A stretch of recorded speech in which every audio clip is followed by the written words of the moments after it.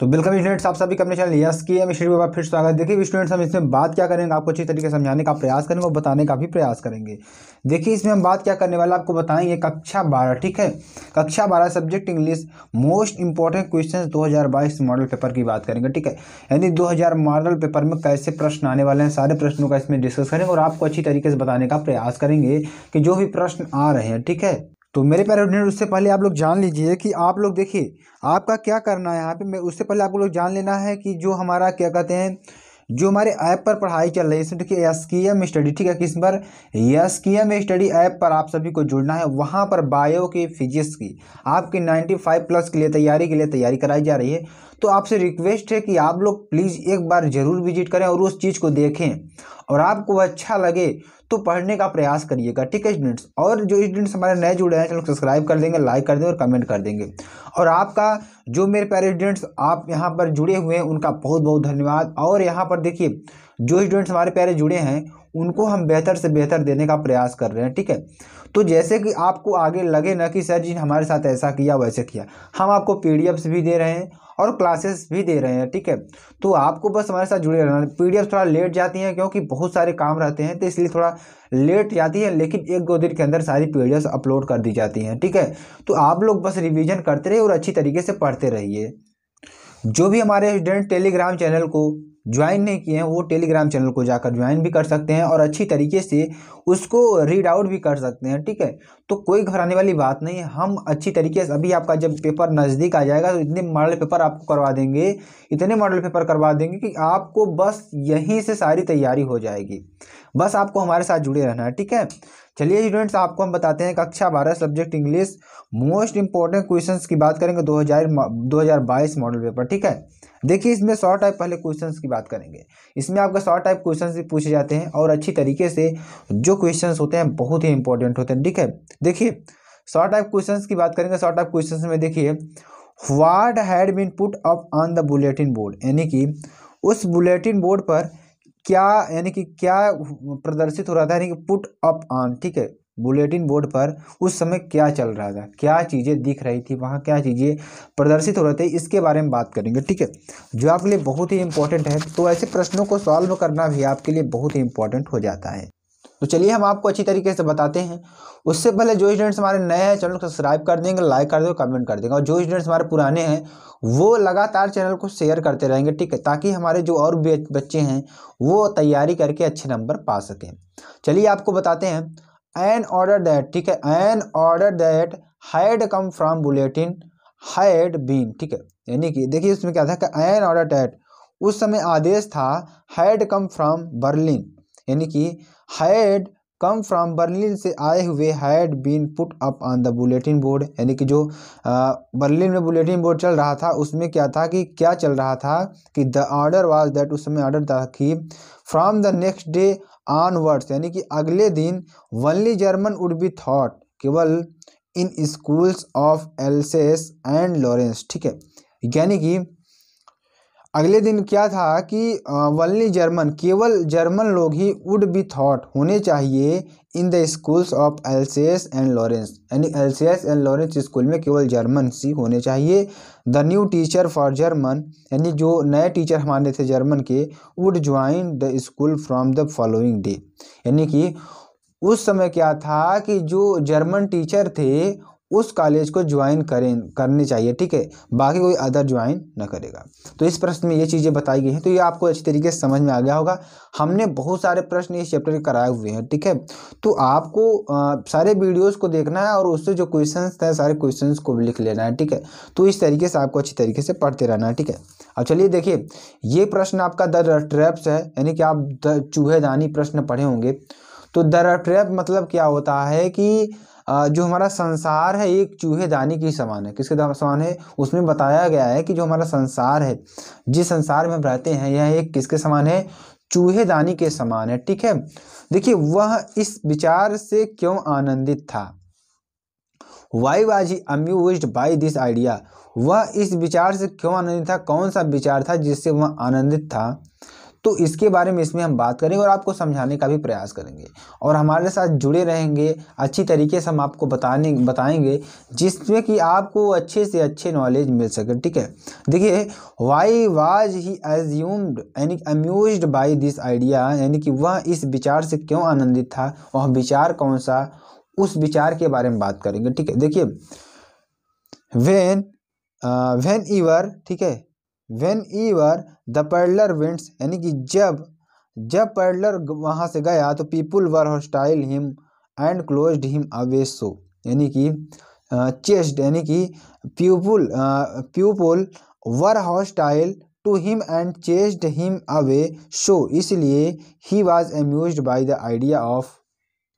तो मैं आपको इसका आंसर बताने का प्रयास करता हूं। देखिए यहाँ पे क्या है, वेयर ईवर, ठीक है, तो थोड़ा इसमें थोड़ा दिक्कत होगा, जिसमें आपको बताते हैं। देखिए वेयर ईवर, ठीक है ना, wherever the peddler went, यानी कि जहां भी पैडलर जाता था, ठीक है, पैडलर जहां भी जाता था, people were hostile and him, ठीक है, तो लोग उससे क्या करते थे, हॉस्टाइल मीन्स क्या होता है, दुश्मनी रखते थे, उससे दुश्मनी रखते थे और उससे वहां से भगा देते थे। ठीक है, यानी कि wherever the peddler went, जहां भी पैडलर जाता था, people were hostile to him and chased him away, उसको वहां से उससे दुश्मनी रखते थे और उससे वहां से भगा देते थे। ठीक है, तो इसलिए सो मीन्स क्या होता है, इसलिए he was amused by the idea of, यानी कि इसलिए वह क्या करता था कि वह, देखिए idea of the world being a big rat trap, यानी कि उसके मन में, देखिए क्या कर रहा है कि इसलिए दुनिया को एक बड़ा होने का, यानी कि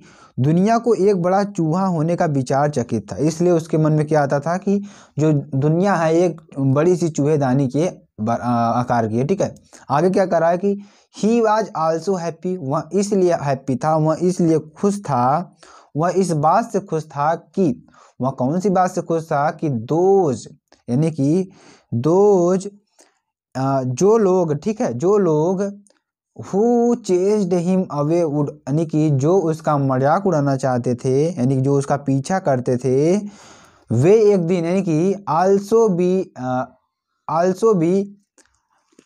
B tempted and caught off in the rat trap one day, इस बड़े चूहेदानी में जरूर फंसेंगे, यानी कि जो लोग उसके ऊपर हंसते थे और उसको वहां से भगाते थे या दुश्मनी रखते थे, वो एक दिन इस बड़े चूहेदानी में जरूर फंसेंगे। तो ये प्रश्न था, बहुत ही इंपॉर्टेंट प्रश्न है, आपके एग्जाम में बहुत बार पूछा गया प्रश्न है, तो ऐसे प्रश्नों को पढ़ना आपके लिए बेहद ही इंपॉर्टेंट हो जाता है। ठीक है, तो चलिए अगले प्रश्न की ओर बढ़ते हैं और अगला प्रश्न देखिए क्या है जो आपको हम बताने का प्रयास करेंगे। ठीक है, चलिए अगला प्रश्न देखते हैं। अगला प्रश्न भी आपको समझाते हैं। देखिए अगला प्रश्न क्या है, लॉन्ग टाइप आंसर है, तो देखिए इसमें जितने प्रश्न बता रहे हैं 2022 मॉडल पेपर में आने की 100% संभावना है। ठीक है, तो इसलिए आपको ऐसे प्रश्नों को पढ़ना और आपके लिए बहुत ही इंपॉर्टेंट हो जाता है। ठीक है, तो चलिए हम आपको आज आगे समझाने का प्रयास करते हैं। ठीक है, देखिए इसमें क्या है, जो प्रश्न है, desire determination and diligence lead to success, explain the value of these qualities in the light of Douglas experience in deep water. कहने का मतलब क्या है कि आकांक्षा, दृढ़ संकल्प और परिश्रम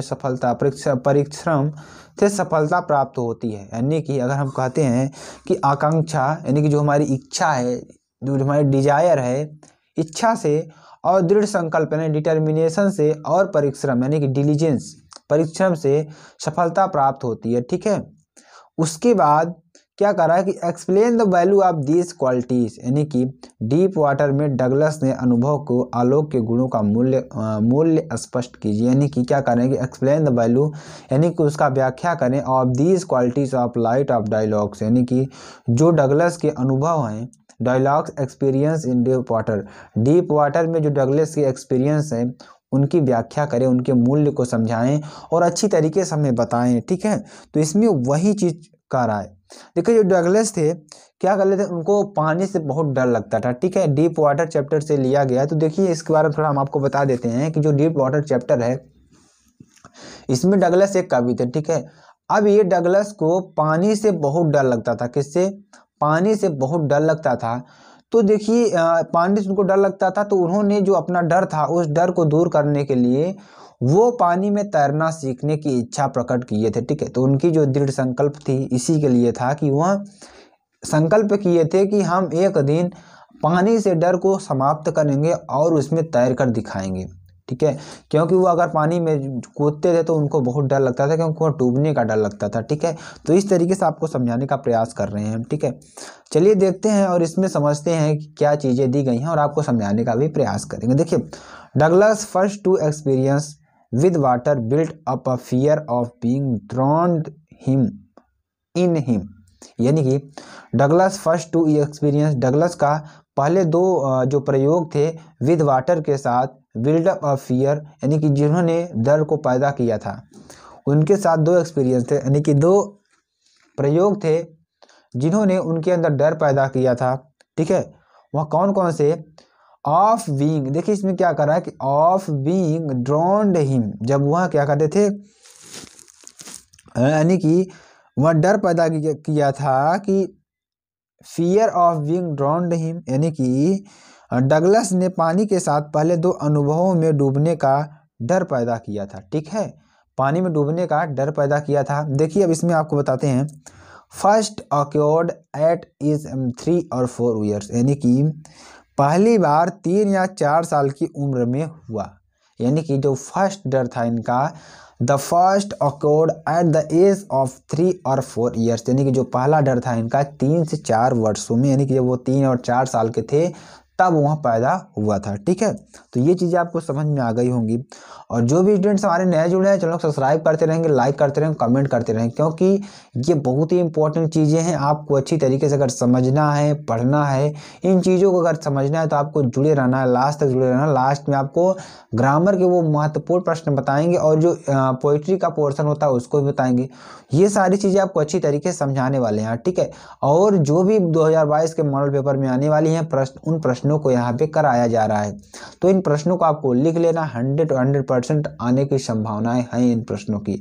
अगर 100 नहीं हो तो 95% जरूर ही ये प्रश्न आने वाले हैं। ठीक है, चलिए आगे आपको बताते हैं। तो when a sea wave washed him ashore, यानी कि क्या, जब समुद्र की लहर ने उन्हें किनारे पर कर दिया, यानी कि वे पानी में चहलकदमी कर रहे थे, यानी कि वह तैरने का प्रयास कर रहे हैं, तो जो समुद्र की लहरें होती है बहुत तेजी से आती हैं। ठीक है, और उनको किनारे पर कर देती हैं, जो डगलस थे उनको किनारे पर कर देती थी। तो फर्स्ट टाइम पे उनका डर वहीं से पैदा हुआ था। ठीक है, तो ये चीज़ें हैं। उसके बाद क्या कर रहा है कि क्या कर रहे हैं कि the next experience which accord, यानी कि जो अगला अनुभव था 10 या 11, यानी कि which occurred at the age of 10 और 11 वाश, यानी कि जो सेकेंड डर था इनके अंदर कब पैदा हुआ था? वहाँ डर जानते हो कब पैदा हुआ था? जब वे 10 से 11 साल के थे, यानी कि 10 से 11 साल के, 10 या 11 साल के थे तो सेकेंड डर उनके लिए पैदा हुआ था। ठीक है, ये चीज़ें आपको समझ में आ रही होंगी, अच्छी तरीके से समझ में आ रहे हैं, क्योंकि हम बहुत अच्छी तरीके से आपको बताने का प्रयास कर रहे हैं, कोई भी चीज़ छोड़ने का प्रयास नहीं कर रहे हैं। ठीक है, अब देखिए क्या हुआ था, यानी कि when he was thrown into the deep end of the YMCA pool and did not know swimming, यानी कि क्या था कि जब उन्हें YMCA पूल के गहरे छोर में फेंक दिया गया और उन्हें तैरना नहीं आता था। तो सेकेंड डर जो था उनको 10 से 11 वर्ष में आया था, जब वे 10 से 11 वर्ष के थे तब आया था। वो क्या था कि उन्हें YMCA पूल, एक पूल था, उन्हें वहाँ पर फेंक दिया गया था, यानी कि उन्हें ढकेल दिया गया था और वे तैरना नहीं जानते थे। तो उनके अंदर उस समय पानी से लेकर बहुत बड़ा डर पैदा हो गया था।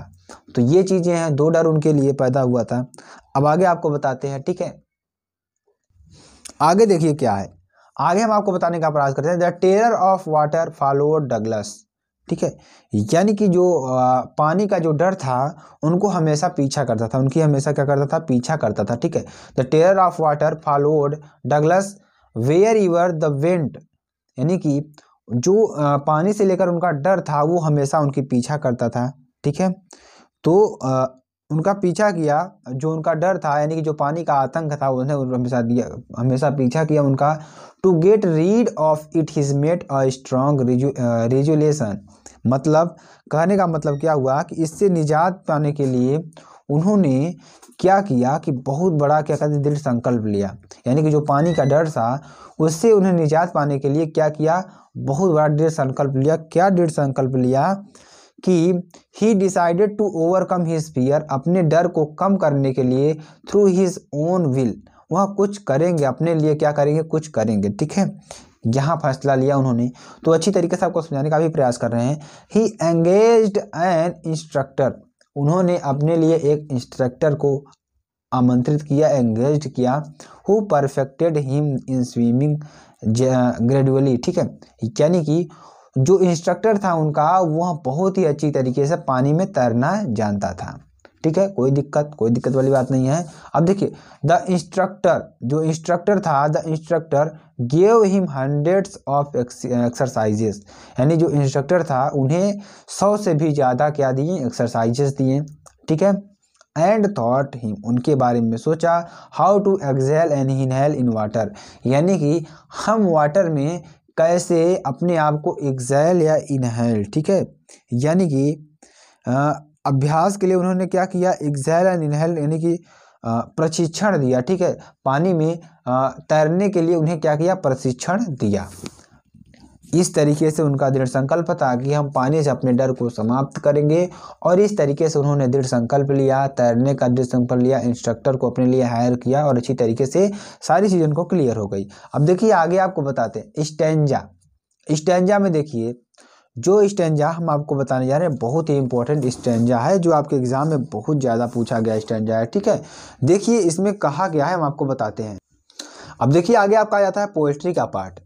जी हाँ मेरे प्यारे फ्रेंड्स, क्या जाता है, पोएट्री का पार्ट आ जाता है। अगर आपको वीडियो अच्छी लग रही है तो आपको कमेंट करके ज़रूर बताना है, क्योंकि मेरे प्यारे फ्रेंड्स इसमें हमने कोई चीज़ इसमें नहीं छोड़ी कि जो आपको ना समझ में आए। हमने प्रश्न का मतलब भी बताया, उत्तर का भी मतलब बताया, सारी चीज़ें आपको डिस्कस कर दी जा रही हैं। तो साथ ही साथ जो स्टूडेंट्स हमारे नए जुड़े हैं, चैनल को सब्सक्राइब कर देंगे, लाइक कर देंगे और कमेंट कर देंगे। ठीक है, इसमें आपको कंजूसी नहीं करनी है। ठीक है, जैसे हम पढ़ाने में आपको कंजूसी नहीं कर रहे हैं, तो आपको इसमें भी कंजूसी नहीं करनी चाहिए, शेयर करने में भी आपको कंजूसी नहीं करनी है। और साथ ही साथ हम आपको बता दें कि आप एसकेएम स्टडी के ऐप पर भी जुड़ करके पढ़ाई कर सकते हैं 95+ के लिए। जो हमारे बच्चे, हमारे जो स्टूडेंट्स हैं 95+ अगर पाना चाहते हैं तो एसकेएम स्टडी से जरूर जुड़ें, अन्यथा वे बाद में पछताएंगे, बहुत ज़्यादा पछताएंगे, क्योंकि यहाँ पर आपकी जो एग्ज़ाम है, जो परीक्षाएं हैं, एक ही आपके जीवन में एक ही बार देनी होती है। ठीक है, तो आप कुछ धन के लिए अपनी पढ़ाई को बर्बाद ना करें, क्योंकि आप जानते हैं कोरोना में कितनी पढ़ाई हुई है, तो उसको हम आपको यहाँ पर कवर करने वाले हैं, 95+ बताएंगे। ठीक है, 95+ की तैयारी हम यहाँ पे कराएंगे। अगर आप 95+ की तैयारी करते हैं तो आप 90 नंबर से, यानी कि 80 से 90 नंबर के बीच में आपका नंबर आएगा ही आएगा, क्योंकि बहुत अच्छी तरीके से वहाँ पढ़ाई हम आपको कराई जा रही है। और पढ़ाई के साथ साथ पीडीएफ से आप वीडियो प्रोवाइड कर दे रहे हैं। आप वीडियो में जो भी चीज़ें ना समझ में आ रही है, पीछे करके आगे करके जिस तरीके से आपको समझना है आप समझ सकते हैं, कोई इसमें दिक्कत वाली बात ही नहीं है। ठीक है, तो आपको अच्छी तरीके से पढ़ाई करनी है और जुड़े रहना है वहाँ पे। ठीक है, तो जो भी स्टूडेंट्स हमारे अभी एसकेएम स्टडी ऐप को डाउनलोड ना किए हों, वो देखिए लिंक डिस्क्रिप्शन में दे दिया गया है, वहाँ पर जाकर के डाउनलोड कर सकते हैं और कोर्स को परचेज कर सकते हैं। उसमें आपको फ्री स्टडी मटेरियल से भी दिया जाएगा, जो चीज़ें हम यहाँ पढ़ा रहे हैं वो फ्री स्टडी मटेरियल के अंतर्गत आपको वहाँ पर मिल जाएंगी आसानी से। चलिए आगे देखते हैं। Fisherman in the cold sea would not harm whales. ठीक है, अब आगे आपको बताते हैं, and the man gathering salt would look at his hurt hands.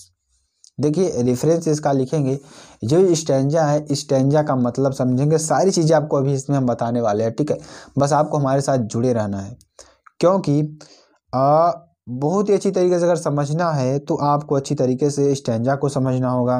तो चलिए आपको समझाने का प्रयास करेंगे और अच्छी तरीके से बताने का भी प्रयास करेंगे। ठीक है स्टूडेंट्स, देखिए इसमें रेफरेंस की बात करते हैं। रेफरेंस में देखिए, the given lines are taken from the poem keeping quiet, यानी कि जो लाइंस लिए गई हैं ये आपके कीपिंग क्वाइट नामक चैप्टर से ली गई हैं, रिटन बाय पाब्लो नेरुडा, यानी कि इसके लेखक कौन है, पाब्लो नेरुडा नामक लेखक हैं जो इन्होंने इसको लिखा था। तो ये चीज़ आपको समझ में आ गई कि इतना आपका रेफरेंस हो जाता है। रेफरेंस मीन्स क्या होता है, हम आपको हिंदी में बता देते हैं, संदर्भ। क्या होता है, संदर्भ होता है। तो संदर्भ में देखिए इतनी चीज़ें लिखनी होती है। अगर आपको चैप्टर का नाम, लेखक का नाम लिखना होता है तो ये बहुत ही इंपॉर्टेंट है। ठीक है, यानी कि the given lines are taken from the poem keeping quiet written by Pablo Neruda.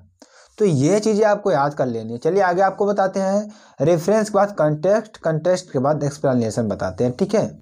अब कंटेक्स्ट में देखिए, in these lines the poet asked everybody to count the 12 and stay still without talking or moving too much. देखिए कह क्या रहा है इसमें, आपको समझते हैं इसमें क्या कह रहा है कि यानी कि इन ऊपर दी गई पंक्तियों में कवि कहता है कि उस शांति के क्षण में मछुआरों को आभास होगा कि उन्हें बड़ी मछलियों को क्षति नहीं पहुंचानी चाहिए। क्या कह रहा है कि इन दीज लाइन्स, ठीक है, द पोएट आस्क्ड एवरीबॉडी, यानी कि सभी से क्या कहता है कि, तो देखिए जो इसमें हमने कंटेक्स्ट लिखा है थोड़ा हमें ये गलत लग रहा है, ठीक है, इसलिए हमने आपको थोड़ा कंटेक्स्ट अलग बनाकर इसमें हम दे रहे हैं कि इसमें आपको इस तरीके से कंटेक्स्ट को लिखना होगा। देखिए जो हमारा कंटेक्स्ट था वो वाला थोड़ा रॉन्ग था, ठीक है, तो इसमें आपको हम अपने थोड़ा कंटेक्स्ट आपको लिखने का प्रयास करें जो कि बहुत ही इंपॉर्टेंट, बहुत ही सटीक कंस्ट्रक्टिंग, ठीक है, इससे आपको समझ में आ जाएगा कि पंक्ति में क्या दिया गया है, ठीक है। देखिए कंटेक्स्ट में क्या दिया है कि इन द एबव लाइन्स, यानी कि ऊपर दी गई पंक्तियों में द पोएट दैट, यानी कि द पोएट सेज दैट, यहाँ पे क्या होगा सेज दैट, ठीक है, the poet says that, poet कहता है कि in the moment of silence the fisherman will realise that they should not harm whales and the man gathering salt will pay attention to his wounds. देखिए कहा क्या रहा है कि यानी कि in the moment of silence, उस शांति के क्षण में मछुआरे जो थे, मछुआरों को आभास होगा कि, मछुआरों क्या कहते हैं रियलाइज, यानी कि उन्हें आभास होगा दैट कि दे शुड नॉट हार्म, कि उन्हें बड़ी मछलियों को क्षति नहीं पहुंचानी चाहिए, वेल्स एंड और मैन गैदरिंग, यानी कि तथा नमक एकत्रित करने वाले श्रमिक का ध्यान अपने घाव पर केंद्रित हो सकेगा, यानी कि salt will pay attention to his wound, यानी कि तब वहाँ पर क्या कर रहे हैं कि मछलियों को क्षति नहीं पहुंचानी चाहिए तथा नमक एकत्रित करने वाले श्रमिक का ध्यान अपने घावों पर केंद्रित हो सकेगा। तो इस तरीके से आपको यहाँ पर कंटेक्स्ट लिखना होगा। अब चलिए इसका एक्सप्लेनेशन करते हैं और आपको अच्छी तरीके से समझाते हैं एक्सप्लेनेशन भी, ठीक है। तो चलिए एक्सप्लेनेशन भी समझाते हैं आपको। द पोएट अर्ज, यानी कि जो कवि है, ठीक है, चलिए इसका हम एक्सप्लेनेशन आपको लिख कर बताते हैं और अच्छी तरीके से समझाते हैं, ठीक है। अब देखिए इसमें क्या कर रहा है कि जब ये मोमेंट उसके लिए उत्पन्न हुआ तो इस देखिए इन दिस मोमेंट, ठीक है, इन दिस मोमेंट, ठीक है, इन दिस मोमेंट ऑफ इनएक्टिविटी, ठीक है, इनएक्टिविटी द फिशरमैन, ठीक है, the fisherman would not B, ठीक है, वुड नॉट बी, ठीक है, वुड नॉट बी कैचिंग, ठीक है, कैचिंग फिश, ठीक है, यानी कि उन्होंने क्या वादा किया कि निष्क्रियता के इस क्षण में मछुआरे मछली नहीं पकड़ेंगे।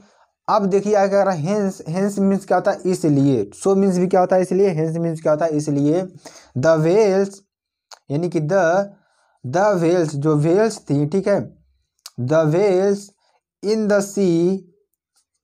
सी, जो समुद्र में वेल्स थी, will be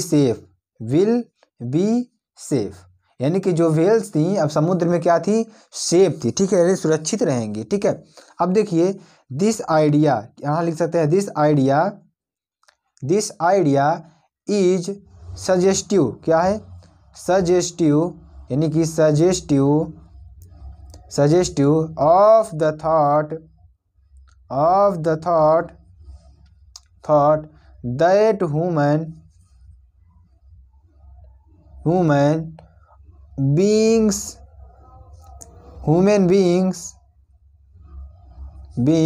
would not destroyed, ठीक है, did not destroy nature, ठीक है, destroy nature। तो यहाँ से देखिए आपको क्या होगा कि देखिए हमने क्या बताया कि in this moment of inactivity, यानी कि निष्क्रियता के इस क्षण में the fisherman would not be catching fish, मछुआरे मछली नहीं पकड़ेंगे, ठीक है। हेंस इसलिए the whales in the sea will be safe, यानी कि जो वेल्स हैं, मछलियाँ हैं, समुद्र में सुरक्षित रहेंगी, ठीक है। This idea is suggestive of the thought that, यानी इस विचार की ओर संकेत करता है कि मनुष्य प्रकृति को हानि नहीं पहुंचाना चाहता है। तो ये आपका बहुत ही इंपॉर्टेंट था। चलिए आगे आपको बताते हैं जो ग्रामर से रिलेटेड क्वेश्चंस थे उसको आपको समझाने का प्रयास करते हैं। अब देखिए ग्रामर में बात करेंगे पहले नरेशन की। नरेशन आपको हमने बताया है, तो नरेशन में देखिए बहुत ही इंपॉर्टेंट है। देखिए नरेशन में आपको कुछ नरेशन हम बता रहे हैं, बहुत ही इंपॉर्टेंट है, ठीक है। ग्रामर में नरेशन आपको पहले बताएंगे। Jaya asked Ramesh where do you live. Jaya ने रमेश से कहा कि वेयर डू यू लिव, आप कहाँ रहते हैं। ये देखिए इंट्रोगेटिव सेंटेंस है, इसको बनाएं कैसे, इसको क्वेश्चन वर्ड मार्क से ही जोड़ देते हैं। जया आस्क्ड रमेश, जया ने आस्क्ड यानी रमेश से कहा वेयर ही लिव्ड, वह कहाँ रहता है। देखिए ये आपका प्रेजेंट इंडेफिनिट टेंस में, ये पास्ट इंडेफिनिट टेंस में हो जाएगा, तो वेयर ही लिव्ड हो जाएगा। बहुत ही सिंपल तरीका है, ठीक है। चलिए आगे आपको बताते हैं। Her mother said to me, उनकी माता ने उससे कहा हाउ ओल्ड आर यू, आप कितने वर्ष के हैं। तो इसको आपको देखिए, इसको भी आपको इंट्रोगेटिव है, तो इसको भी आपको बनाना है। तो her mother asked him how old I was, ठीक है।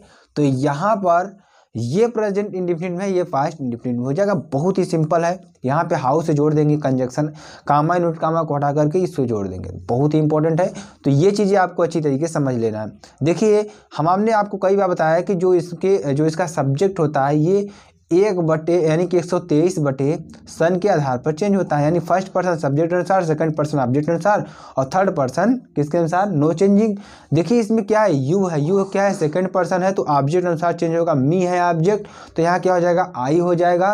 और जो वाज होता है, वाज लगा देंगे, बहुत ही हेल्पिंग वर्ब लगा, तो कोई दिक्कत वाली बात नहीं। चलिए सिंथेसिस की बात करते हैं। सिंथेसिस में क्या होता है, तो देखिए सिंथेसिस की बात करेंगे। सिंथेसिस में देखिए the train was very late, जो ट्रेन थी बहुत लेट थी। We could not reach there in time, यानी कि इसीलिए वह सही समय पर वहाँ नहीं पहुँच सके, ठीक है। तो देखिए इसका क्या बनाएंगे, कम्प्लेक्स बनाएंगे। कम्प्लेक्स सेंटेंस कैसे करेंगे कि the train was so late, जो ट्रेन थी बहुत ज़्यादा लेट थी, दैट कि we could not reach there in time, वहाँ समय पर नहीं पहुँच सके। तो इसको इस तरीके से बनाएंगे, जो कि बहुत ही इंपॉर्टेंट है। प्रैक्टिस आप लोग करते रहिए, ठीक है। ही इज़ वेरी स्लो, वह बहुत ही स्लो है। He can not win the race, वह रेस को नहीं जीत सकता। तो ही बीइंग वेरी स्लो, वह बहुत ही क्या है, स्लो है। Can not win the race, इसलिए वह रेस को नहीं जीत सकता, ठीक है। अब ट्रांसफॉर्मेशन की बात करें। ट्रांसफॉर्मेशन मीन्स क्या होता है, रूपांतरण, ठीक है। रूपांतरण होता है, ठीक है। अब रूपांतरण में देखिए क्या होगा कि इसमें आपको जैसे पैसिव वॉइस दिया तो आपको एक्टिव वॉइस चेंज करना होगा, ठीक है। इसमें आपको बताएगा, ठीक है। देखिए हमें सेंटेंस दिया थी, सेंटेंस को पैसिव वॉइस में चेंज करना है। ही बिहेवियर एज टेंस्ड देम, इसको पैसिव वॉइस करना है। तो he was astonished by her behaviour, ठीक है। इसको इस तरीके से बना लेना है। चलिए आगे आपको बताते हैं। अगला सेंटेंस देखिए, none but a coward with fine from the duty, ठीक है। यानी कि a coward with flee from the, इसको इस तरीके से भाई इसका अफर्मेटिव बनाना है। ये देखिए हमारा निगेटिव सेंटेंस है, इस निगेटिव सेंटेंस को हम अगर पॉजिटिव बनाएंगे, अफर्मेटिव बनाएंगे, तो ही a coward will flee from duty, ठीक है। तो इस तरीके से आपको ये प्रश्न कैसे लगे आपको कमेंट करके जरूर बताना है मेरे प्यारे बच्चों। और आपको कंटिन्यूटी बनाए रखनी है, अपनी पढ़ाई में कंटिन्यूटी बनाए रखती हैं। जो भी चीज़ें हम यहाँ बता रहे हैं आपको बस उन चीज़ों को ऑब्जर्व करना है, लिखते रहना है, अभ्यास करते रहना है। तो मेरे प्यारे स्टूडेंट्स, आपको SKM स्टडी पर बेहतर से बेहतर पढ़ाई कराई जा रही है। तो SKM स्टडी ऐप को भी डाउनलोड करें, जो कि लिंक डिस्क्रिप्शन में दे दिया गया है। वहाँ पर जा करके आपको ज्वाइन होना है, 95+ लेना है, क्योंकि कोरोना काल में पढ़ाई नहीं हुई है बिल्कुल। तो आपको हम यहाँ पर अच्छी तरीके से पढ़ाई कराएंगे और एग्ज़ाम आपका होगा, ये मत सोचिए कि एग्ज़ाम नहीं होगा। तो चलिए फिर मिलते हैं नेक्स्ट वीडियो में। जय हिंद, जय भारत।